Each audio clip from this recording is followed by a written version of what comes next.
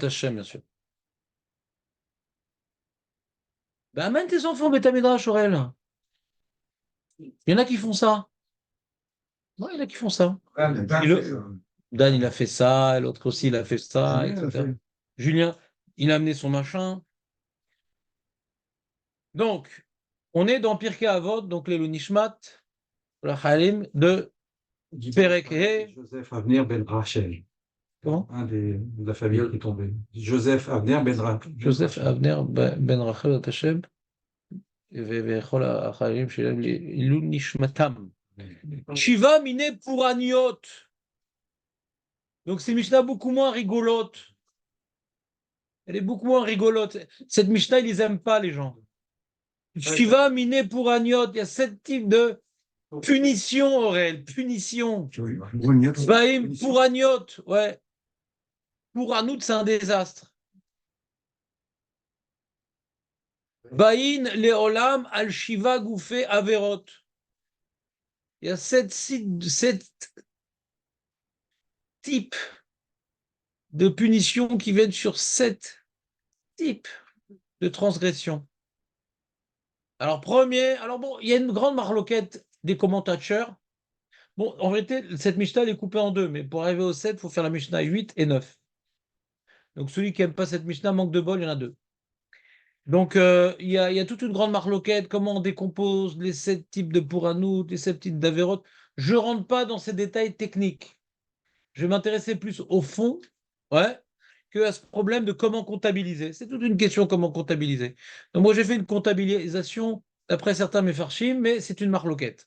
Donc David, Mixatan measrin, mixatan enam measrin.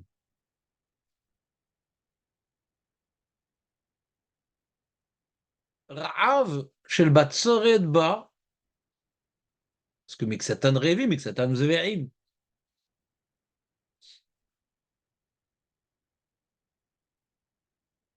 Hmm.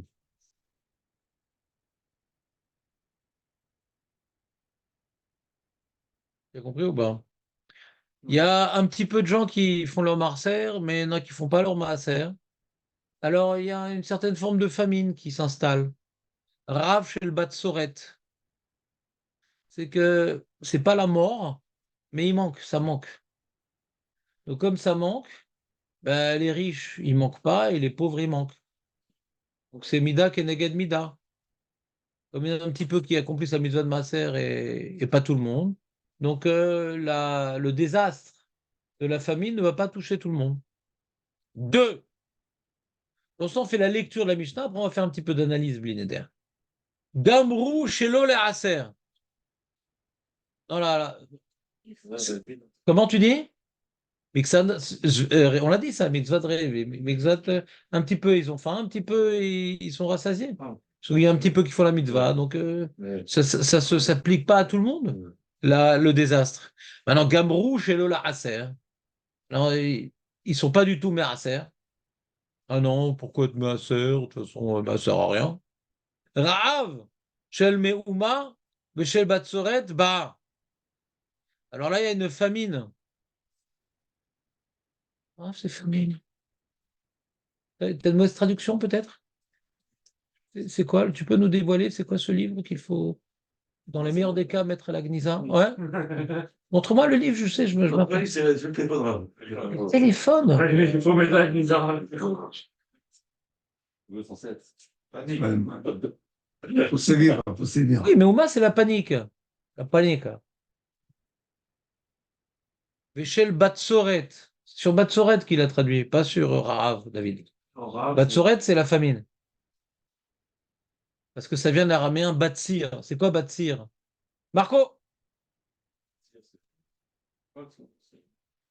Non, ça c'est Katsir. Je vais pas commencer à faire la prononciation à la belge. Ouais. Batsir, c'est de l'araméen. Eli. Non, ça on l'a dit, mais ça c'est le mot qui est devenu. Et l'origine du mot, c'est Batsir. Batsir miachi. Moins que ça. Batsir, c'est moins. Donc Batsoret, c'est quand il y a moins. Donc c'est la famine. C'est un mot qui a été emprunté à l'araméen comme c'est fréquent dans la Shon Tanaïm. B3. Chez l'olitol et Chala. On n'est plus dans Maasrot, on est dans Chala maintenant. Il a un très beau livre sur la Chala, Léon. Sûr. Chez l'olitol et Chala. Donc maintenant, ils ne prélèvent pas la Chala, les gens. Ra'av chez le Kelaya Ba. Là, c'est une famine. Kelaya, c'est extermination. C'est qui dit ça? Qui c'est qui a dit ça? Je n'ai pas dit manque de pluie. L'année dernière, tu avais dit ça. Mais on l'a pas fait cette Mishnah l'année dernière? Bon, on l'a pas fait. Deux fois. Bah, tu t'es trompé avec Batsoret. Batsoret, c'est manque de pluie qui entraîne la famine. Et là, on en est Kelaya. Ouais? Zéro plus. Bah, c'est parce qu'il n'y a pas de pluie du tout. Alors, c'est la destruction.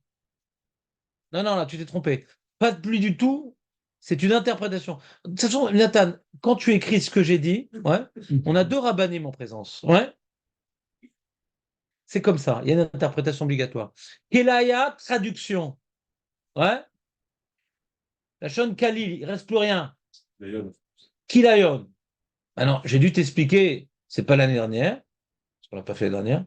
C'est peut-être il y a 2 ans ou peut-être même il y a 3 ans. Je pensais qu'on l'avait pas fait cette mission. Maintenant. Ah ouais? On a tout fini le Pérec? Alors, on revient, on commence à Youd alors.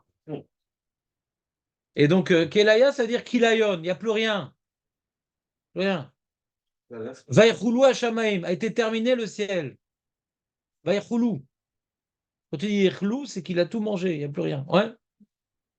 Vaïchoulou. Kala. Kala, elle est parfaite. C'est pour ça qu'on l'appelle Kala. Elle est terminée. Vaïchoulou, c'est terminé. Là, c'est un peu du même mot. Non, c'est qu'un coup dans l'arbre. Ouais. Donc, le litol est à Chala. Donc, comme maintenant, ils n'ont pas pris la Chala. Alors là, c'est une. Alors, il a interprété Jonathan qu'il n'y a plus de pluie du tout. Ouais, donc, il n'y a plus rien à manger. Alors qu'avant, il y avait la famine. Ouais, mais il restait encore un peu. C'est un crescendo, non? Crescendo.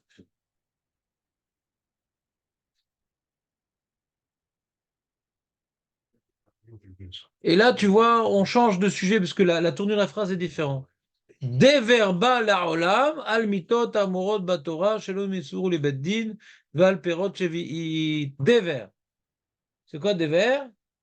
La peste. La peste. Ouais, c'est une épidémie. Je suis pas sûr que ce soit bidou que la peste. C'est une épidémie mortelle, genre le corona. Ouais. Dever balaolam, donc c'est une épidémie mortelle. Bon, je sais pas si le corona c'est tellement mortel. C'est mortel, mais. C'est mortel. Ouais, mais il y a pire, quoi. C'est pas la peste espagnole ou je sais pas quoi. Ouais. Oui, t'en sors rire, quoi. Non, c'est-à-dire, il y a eu des morts, mais. Ouais, ça non. Chaque année, il y a eu des millions de morts. Moins que le rhume. Ouais, moins que la grippe. La grippe aussi, elle fait des morts. Normalement, dans le monde, Tout le temps des morts. Elle est morts, la saute. S'il y a des gens qui naissent, il y a des gens qui meurent. Elle est morts, la saute. Il y a des maladies chaque année, il y a des épidémies chaque année, il y a des trucs. Donc, je sais pas si Corona, c'était vraiment une catastrophe. ça s'appliquait facilement. Non, le problème, c'est que tout le monde l'avait ensemble, donc les hôpitaux étaient débordés. C'est ça le problème. Le problème, c'est que les hôpitaux étaient débordés. Mais la plupart l'ont eu, on n'est pas mort. D'accord? Pratiquement tout le monde l'a eu, on n'est pas mort. Alors que la peste, ça rigole pas. D'accord? Le corona, c'est pas mortel. Il y a des gens qui sont morts, mais c'est pas mortel. Alors qu'une épidémie mortelle, c'est pas le corona. Et le corona, c'est une épidémie qui a fait des morts. Et la différence ou pas? Non, vous voyez pas la différence? Non, pas de différence. Même des gens de 80 ans qui ont eu le corona, ils sont pas morts. On voit un truc pareil. Donc c'était très, comment dirais-je, adapté à la personne. Il y avait des gens qui supportaient, des gens qui supportaient pas. Des jeunes qui sont morts et des vieux qui n'ont rien eu. C'est pas une épidémie classique, un truc mortel qui fait pas de différence, quoi. Ouais, c'était spécial. Bon, c'était un truc inventé par les hommes, le corona, donc c'était spécial, quoi. un truc spécial. Mais quand on parle de dévers, ça rigole pas. Il y avait que, au Moyen-Âge, quand il y avait du dévers, il y avait des villages qui disparaissaient complètement. Pas un seul survivant. Et donc là, on parle de choses quand même beaucoup moins sympathiques que le corona. Le corona, c'est sympathique par rapport à ces épidémies-là. Le mec, commence à voir les signes sur lui, c'est fini, il écrit son testament, quoi. Allez, nous. Donc, les avérotes des gens ayant changé, Hachem, il a fait aux médecins découvrir certains produits pour que ce genre d'épidémie ait globalement disparu. Parce que la vérote des gens ont changé. Si la vérote des gens n'avait pas changé, on n'aurait pas pu découvrir ces médicaments. Parce que c'est Hachem qui envoie ces épidémies. Alors, Dever par l'olam al mitot à amurot batora, shelo nimseru les beddin, parce que des fois, quelqu'un fait une avéra. Et le beddin, il venait nettoyer la société de ce type de transgresseur. Mais comme maintenant le beddin, ou il est là, il ne fait pas son travail, ou il n'est pas là, donc il faut bien punir la personne qui a transgressé. Alors c'est l'épidémie qui punit. Le Bédine ou Mevi Shalom, parce que le fait que maintenant il va punir les gens qui ont fauté, ça nettoie la société et ça évite ce genre de choses. Quand il n'y a plus de Bédine, ou quand le Bédine ne fait pas son travail, ce qui arrive en même, c'est même pire, eh bien là, s'entraîne des. Puis Tom, il y a plein de gens qui meurent. Ah, pourquoi ils sont morts? Ils ont fait d'avérote. Le Bédine ne peut pas les juger, alors Hachem s'en occupe. Vel perot jvit. C'est évitable, ça. Ben là oui, là oui. Attends, et sur Chala, on est Chavita. Tu vois bien que maintenant, c'est une famine qui tue. Oui, c'est vrai. Donc pourquoi tu te poses maintenant la question? Parce que là, il y avait la peste, comme vous l'avez dit, c'est sûr qu'on Non, va. mais Rav Shel Kelaya, une Oui. famine qui va tout détruire, qui a des morts. C'est pas juste ça va détruire les œuvres d'art au musée du Louvre. Ouais, ça tue des gens. Kharev, Baleolam, c'est quoi Kharev? C'est le glaive. C'est une appellation contrôlée qui désigne la guerre en général. La guerre. Comme nous, on dit des Kharavot Barzel, par exemple. Baleolam al Inuyadin. C'est quoi Inuyadin? Il y a un din qui m'épate et il y a Inouï. Un retard dans la justice, un retard. Mec, on attend pour le juger. Ouais, comme il faut. C'est ce qu'ils font, c'est David, ils font ça aux pauvres petits des collines, là. Ils les attrapent Malheureux. et ils les jugent pas pendant même 10 ans. Ils ont Ça jeté sur Minatora, ça sur d'après les lois scandale. des démocratiques. Et pour pas qu'ils gênent, ils prennent un jeune, sans jugement, sans preuve, s'appelle Minali. Mahatsar Minali. Ils ont trouvé un mot. Tu connais pas cette histoire, David? T'as pas entendu parler de cette histoire? Ah, tu connais pas. Tu connais pas cette odeur? C'est connu quand même. Hein? De faire ça, tu dis? Non, les mitnachrim plein. Ah, surtout, c'est pas Aussi pour les mitnachrim, c'est pareil. De toute façon, pour le gouvernement, c'est pareil. Les Arabes mitnachrim, pour eux, c'est pareil. grave. C'est même rien. Là. Je suis violent ce matin, t'as Les vu? jeunes des collines qui se. Non, moi j'ai un copain qui a eu des gosses comme ça. Donc je connais un peu. J'ai un copain qui a eu des gosses comme ça, qui l'ont arrêté. Je sais pas compris, c'est quoi ça? Ah oui, mais Bah, il y a des gens qui font du désordre. Donc par exemple, les mitnachrim, comme c'est comment on appelle ça en français, les colons. colons. Voilà, les colons. Ils font un peu leur Les jeunes business, dans quoi. Hein? Les jeunes des colons ou des collines. Le jeune des colons ou des collines. Et donc, des fois, c'est des agitateurs. Et donc, pour tuer dans l'œuf l'agitation, alors ils voient un mec, ils fréquentent des mecs plutôt agités, et ben ils le mettent en prison. Il n'y a pas de jugement, il n'y a pas de preuve. Ils peuvent le garder des années. Donc il va avec un avocat pour la faire sortir. Hein. Non, on ne peut rien faire. Il y a pas de colons en Israël. On se plaît, pas de politique, arrêtez l'histoire. Pas de colons. Mais on n'est pas chez nous, Birklal. On a tout colonisé, on n'est pas chez nous, mais je t'explique un peu, je t'explique. Il n'y a que Yom HaZikaron que tu t'en rappelles. Donc, Mais il n'y a pas de politique, on s'en fout de tout ça, nous. Ce qui nous intéresse, c'est le Machiar. On s'en fout de l'apéritif, nous. Je parle de l'apéritif, nous, on veut un vrai repas. Écoute, à la pizza. On connaît encore Burger, Léon. Ah, ça t'a énervé vendredi, David, ou pas? Ah oui, j'ai arrêté. Après le hamburger, j'ai arrêté. Je pouvais plus entendre. C'est pas possible. Il m'a invité à me demander avec les J'ai donné ouais, le hamburger avec les mains dedans. Ouf. Sans les On gants. peut pas le manger autrement, l'hamburger. Donc ça coule partout. Non, Dan, il y a des petits hamburgers maintenant pour les gens normaux. Ouais, mais c'est ça, entre la chose. Les yeux, les yeux. Val Ivout Adin, un din tordu.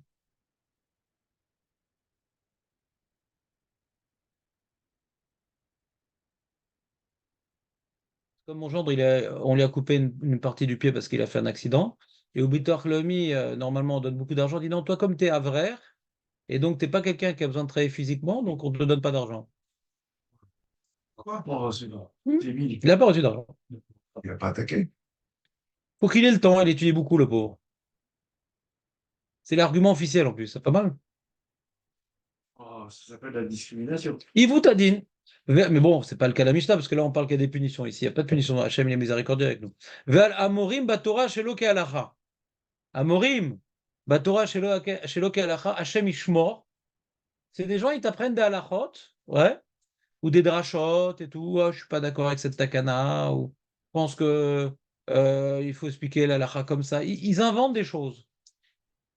Ils inventent. Ils inventent des choses. C'est tout requérir ces choses ou il faut les trois choses? Comment? Pour requérir pour une de ces trois choses ou pour les trois choses? D'après toi? Non, mais d'après toi? C'est pas grave chaque chose déjà? Ah? On est en train de te dire que ce type de punition, il vient à cause de ce type de faute. C'est pas qu'on a besoin des trois fautes. On est en train de parler de soug. Regarde le début de la Mishnah. Shiva mine purianu ben yolam al shiva gouffé averot. Et je gouffé averot. Il y a des différents types d'averot qui entraînent une pouranout. Mais pas qu'on a besoin des trois averot. C'est des types d'averot qui entraînent cette pouranout. Des types. On a parlé au début de types. On finit vite parce qu'il est tard. Chaya ra'a. Pitom une invasion de belle-mère.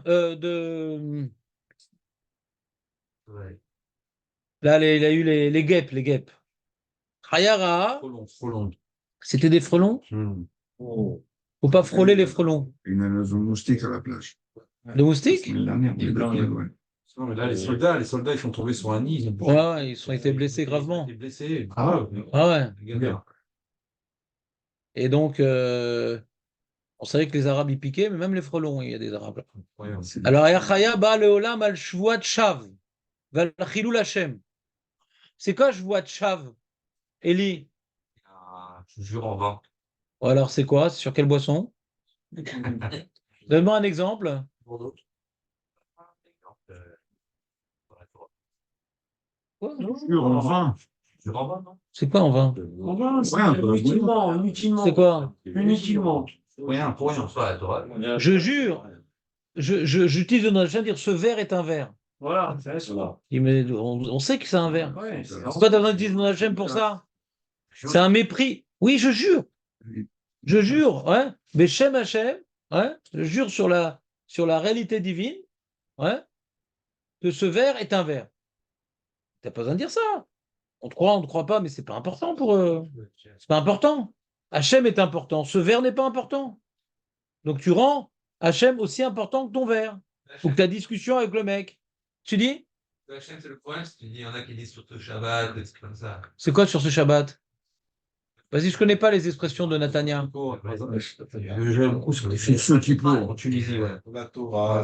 J'ai pas compris. Donnez-moi un exemple. Moi, j'ai pas grandi dans Ceux qui pleurent. dans ces ambiances. Hein? Ou la chiffre. C'est quoi ça? Une bière différente. Je sais pas, je connais pas. C'est sur la Torah d'Israël, sur le. Ouais, bon, c'est un peu pareil. Est-ce que maintenant on est au verre de Raïta, des Rabanan? Est-ce que c'est une Dracha Gmora? Est-ce que... C'est l'auto, c'est l'auto. Qu'est-ce que tu compares là? Entre discuter de politique avec un abruti, vous êtes dire je suis sur la Torah d'Israël que je l'ai vu à la télé? Voir l'enjeu.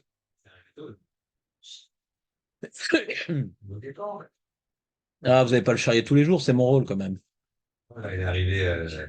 Chilul Hashem, donne-moi un exemple de Chilul Hashem, par exemple. Voilà, qui pas dans la rue de mal se comporter. Ouais. Ah ouais, Devant des goïms ou devant des juifs? Non, oui. Alors, l'exemple que j'avais reçu par mon Rosh Yeshiva de Chilul Hashem, il a fait un shiur sur Chilul Hashem, c'est de mal se comporter avec sa femme.